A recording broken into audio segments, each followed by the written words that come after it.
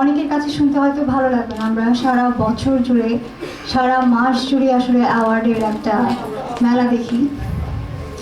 সম্মাননা পেতে কার ভালো লাগে না বলেন, কিন্তু সেই সম্মাননাটা কী জন্য পাচ্ছি সেটা তো অন্তত জানতে ইচ্ছে হয়। এ কারণে আমার নামে অনেকে বদনাম দেয় যে ন্যান্সি অনুষ্ঠানে যায় না। বিষয়টা তা না, আমি আসলে বুঝতে চাই যে কেন যাব। তো আমি যখন জানলাম অপরাজিতা অ্যাওয়ার্ড এবং সেটা দেওয়া হচ্ছে নারীদের জন্য, নারীদের সম্মানে, যদিও আমরা নারী এবং পুরুষের সমতার কথা বলি, কিন্তু বাস্তবে সেটার প্রয়োগ কিন্তু ভীষণ কম।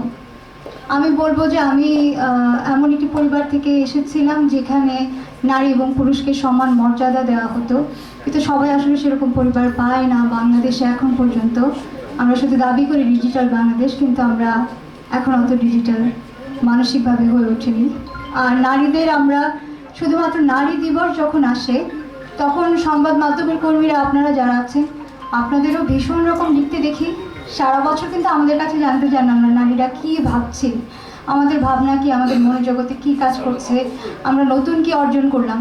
নারী দিবস আসলেই তখন ফোন আসে, আবার কিছু যদি বলতেন, এটা যদি সারা বছর আপনারা বলতেন ভীষণ খুশি হতাম জানেন।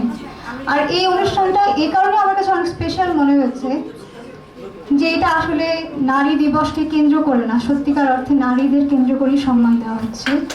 এবং এই সম্মাননাটা যদি আমি নাও পেতাম, আমি জানি যে আমি অনুষ্ঠানে উপস্থিত থাকতাম।